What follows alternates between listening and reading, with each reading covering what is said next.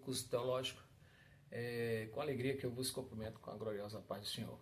Queridos, nós estamos aí com o assunto do segundo capítulo da nossa apostila. O primeiro capítulo, ele trouxe aí definições, né? Ele trouxe aí críticas bíblicas, trouxe também evidências para os textos bíblicos e os pais da igreja, na sequência, também rolos do Mar Morto e os papiros, né? Os rolos do Mar Morto e os papiros. Então a gente trabalhou também na introdução uma definição da bibliologia, não é isso?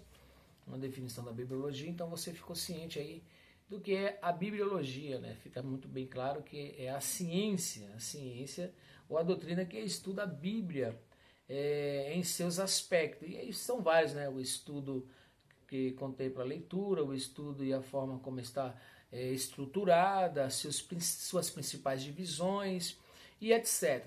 Ok? Então a gente, nesse segundo capítulo, nós vamos entender um pouquinho sobre literalmente a Bíblia, sobre literalmente o que é a Bíblia, né? Então a gente tem aí nesse segundo ponto, a gente tem aí um pouco sobre aspectos conceituais, é isso? Na realidade, esse segundo tópico ele vai trazer aspectos conceituais sobre a bibliologia. E aí a gente tem aqui algumas considerações à teologia sistemática. Então os primeiros pontos, esse primeiro ponto sobre a teologia sistemática vai definir essa parte que é tão, sabe, que muitas pessoas chegam a inculcar em suas mentes, né? Dificultar mais ainda o sentido da teologia sistemática. Eu vou ficar com o que a gente aprendeu aqui na sala de aula com o nosso professor e pastor Ricardo, na última aula. Ele simplificou de uma forma tremenda a teologia sistemática. Ele definiu ela como uma receita de bolo. Entendeu? Então, o que é a receita de bolo? É a sistemática para o bolo. Entendeu? Então ali você tem todo um percurso a percorrer para chegar na perfeição, que é o bolo. Entendeu? Então, se você não acompanhar esse percurso, né, da receita, se você não observar os detalhes, nos mínimos, nos pormenores, você acaba não chegando na perfeição que você quer, que é justamente o bolo. Então, o que a sistemática é? A receita do bolo. Entendeu? É tipo uma ordem, né? Uma ordem que culminará num objetivo que é o bolo. A sistemática que ela faz? Ela pega, por exemplo, os anjos de Gênesis e Apocalipse. E aí ela traz todo esse assunto de uma forma ordeira, né? De uma forma consciente e ciente, conforme a Bíblia, claro, com bases bíblicas, e traz aí detalhes sobre anjo. Essa ciência que estuda os anjos é angelologia, né? Ou angelologia, tá certo? Costumamos falar de angelologia. Então, o que a angelologia faz? Ela pega todo o assunto dos anjos, de Gênesis a Apocalipse, e aí resume tudo, coloca tudo, agrupa tudo em um só bloco, né? E aí ela divide, né, as partes, né, qual é a ordem angelical, qual é a ordem daquele ser angelical. A gente vai saber que tem anjos, querubins, arcanjos, serafins. A gente vai saber quem é serafim, quem é querubim, quem é anjo. E aí a gente vai saber qual é a ordem, aqueles que estão mais próximos de Deus. A gente vai saber detalhes do tipo que anjos não têm sexo. A gente vai saber também detalhes que anjos não são misericordiosos. A gente vai saber detalhes que anjos são mensageiros. Então, é isso. Que ciência é essa? É a angelologia. Então, assim acontece também na hamartiologia. O que é a hamartiologia? Aí a gente vai para o termo, né? A gente vai procurar definir o termo hamartiologia, a ciência que estuda, né, a natureza pecaminosa do homem, né? Aí dentro dessa natureza pecaminosa do homem a gente tem o pecado, a iniquidade e etc. A gente vai também para a soterologia. O que é a soterologia? A ciência e a arte que estuda a salvação. Então a gente vai entender salvação nos seus pormenores, nos seus mínimos detalhes. O que é salvação? A mesma coisa acontece com a teontologia, que é que é a doutrina que estuda a pessoa, o ser de Deus, ou aquilo que ele deixou transparecer para nós. E o que, que nós entendemos na teontologia? São os atributos de Deus, né? O Deus que se comunicou com o homem, não na sua própria linguagem, mas na linguagem do próprio homem. Então, dentro dessa mesma definição da teontologia, a gente entende também a cristologia e entende também a pneumatologia, porque são três pessoas que se distinguem uma da outra, então por isso que tem três sistemáticas, mas a gente vai falar do mesmo Deus, os atributos são os mesmos, então isso é sistemática, é uma ordem, de um determinado ponto, de uma determinada doutrina, de um tópico, é uma ordem, um agrupamento de tudo que se encontra dentro daquele assunto, entendeu? Com definições que vêm trazer o que? Um auxílio, uma compreensão melhor para nós. Assim acontece também com a escatologia, né? Que é a ciência que estuda as coisas que devem. Então, acontecer um apocalipse, é isso? E aí, isso é a sistemática. Dentro desse assunto da sistemática, nós temos um comentário, né? Nós temos um comentário aqui. Eu estou dentro do segundo capítulo, que é um comentário de Gruden, né?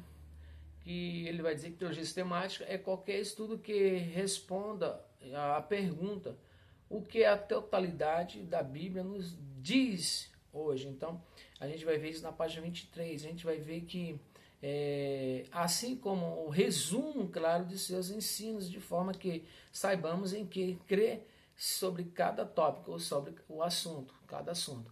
Ok? Então fica aí sobre a teologia sistemática. A gente vai também ter aí uma definição e conceitos e terminologia aplicadas à Bíblia. Então a gente precisa entender um pouquinho sobre o que é conceitos, né?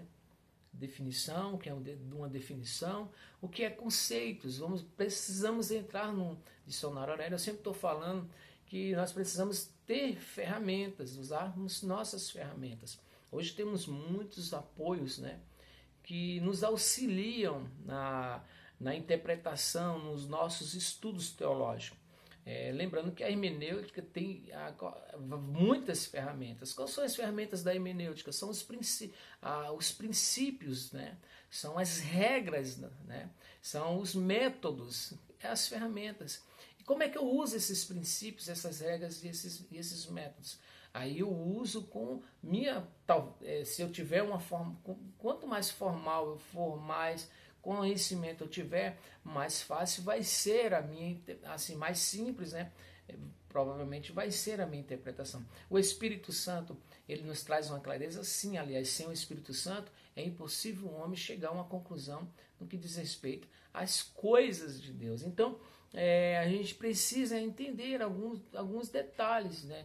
Principalmente de palavras, definir algumas palavras para chegarmos a um entendimento claro daquilo que nós estamos estudando, ok? Então, no primeiro capítulo nós entendemos um pouco sobre a bibliologia, no segundo capítulo a gente vai entender na íntegra, aí, de uma forma bem resumida, bem básica mesmo, para vocês se inteirar do assunto, sobre a Bíblia, né? O vocábulo Bíblia. Então a gente vai entender que Bíblia, na real, é um conjunto, né? É um conjunto de livros.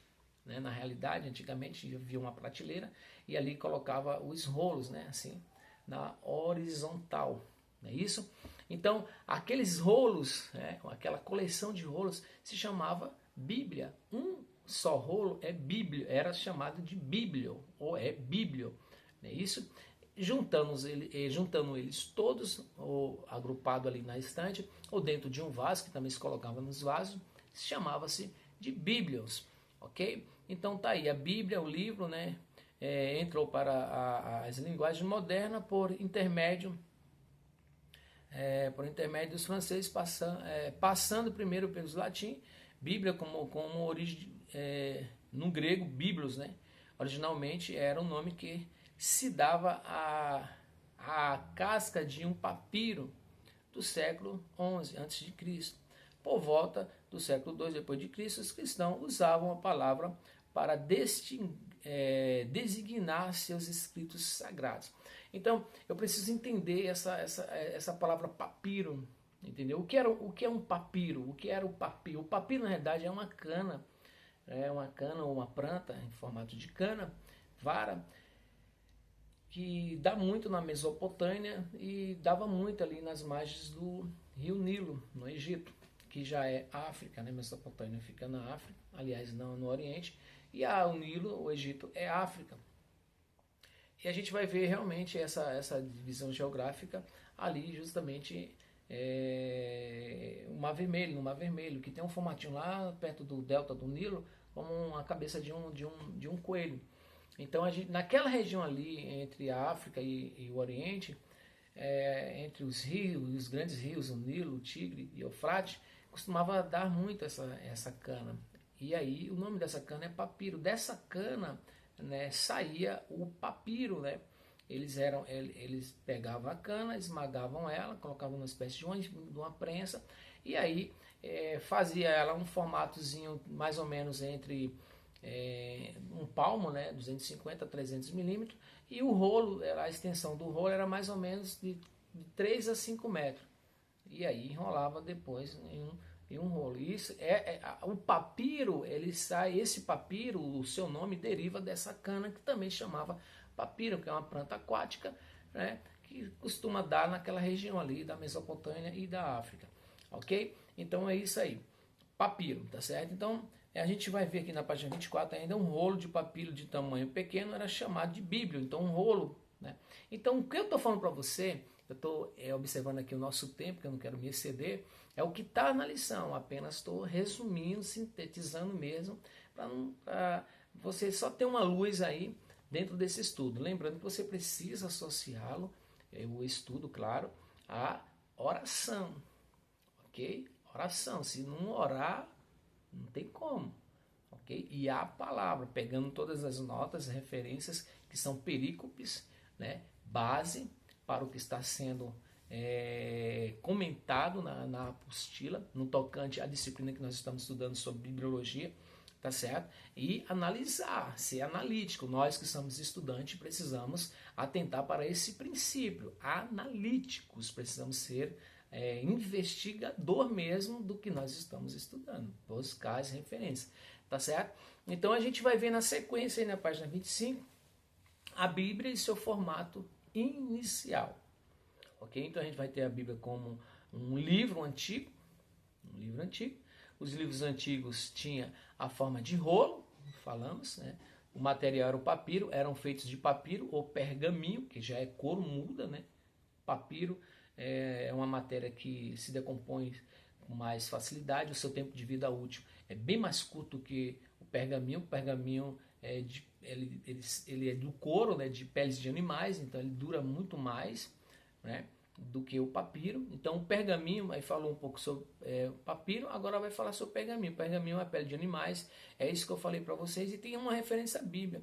A Bíblia foi originalmente escrita de forma de rolo, sendo cada livro um rolo. Assim vemos que, a princípio, os livros sagrados não estavam reunidos, né, agrupados em um só volume que nem nós temos hoje, uns aos outros, como os temos agora em nossa Bíblia. O que tornou isso possível foi justamente a invenção do papel do século II, pelo chinês. Lá na frente, Gutenberg, né, eu acabei de postar no meu Face, né, um pouco sobre essa engenhosidade do Gutenberg, né, essa prensa, né, que evoluiu o mundo mecânico da época. Então, se você não tiver meu Face, quiser entrar na minha página, Roberto França, você vai ver. Eu estou com meu netinho lá e eu postei lá algo tremendo que vai com certeza te enriquecer dentro desse assunto, ok? Então a gente segue aí dentro desse assunto que traz aí o 2.3, a origem sobrenatural da Bíblia. Então, dentro da origem sobrenatural da Bíblia, a gente vai ver que a Bíblia é a palavra de Deus, né? Ela é a verdade, e o Deus verdadeiro é revelado na Bíblia, está em João 17:17, não é isso? 1 Reis 17:24, Salmo 119, então a gente vai ver muitas referências aqui, eu peço que você estude tudo isso, tá certo? Então ela também é a inerrante, né? A inerrante palavra de Deus, diz respeito, fala que ela não é a verdade. Então, a inerrância da Bíblia está no fato de que ela procede diretamente de Deus. Então, a inerrância está no fato de que ela procede diretamente de Deus. Então, a infabilidade e autoridade da Bíblia não tem qualquer mérito do homem, tá certo? Do ser humano, do talento humano, tá certo? Então anula. Tudo que nós temos é algo que foi nos dado pelo próprio Deus na Bíblia, tá certo? Então a gente segue isso aqui nesse raciocínio. Deste modo, caberá ao estudante da Bíblia conhecer, né? Conhecer contra reivindicações extras bíblicas, tá certo?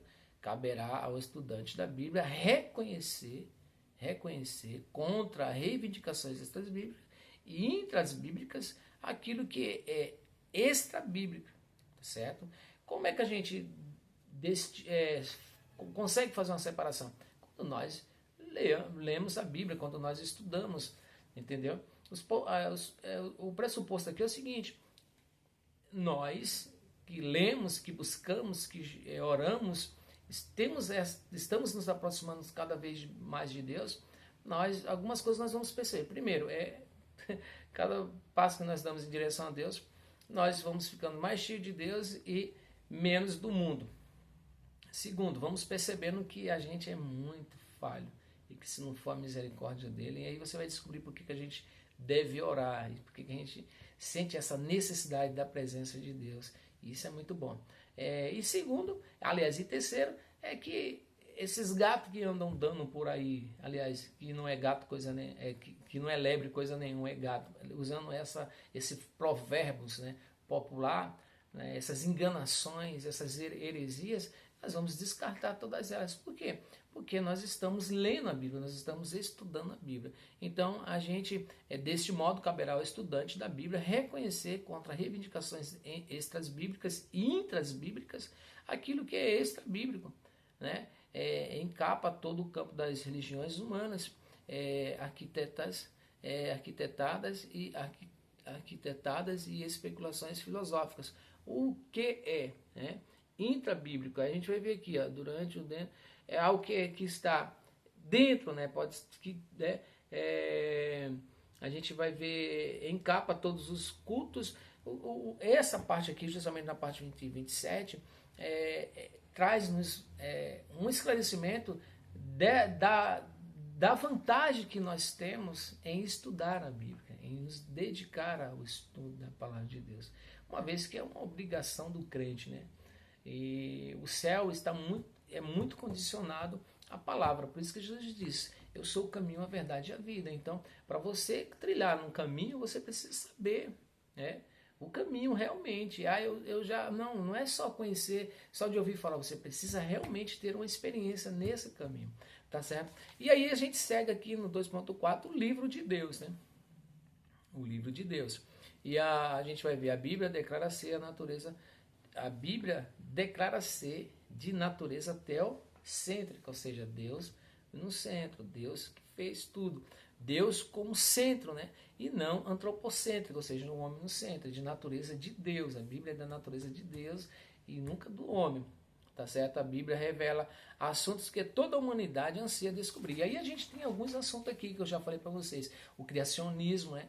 O que é o criacionismo? Aí vai trazer aí uma ideia do que Deus fez, é aquilo que nós aceita por fé, que foi Deus que criou todas as coisas, que foi Deus que criou o homem, que não tem nada de uma explosão, que não tem nada de um verme que nasceu lá, e o homem foi se desenvolvendo, nada disso. E aí a gente tem a teologia, né?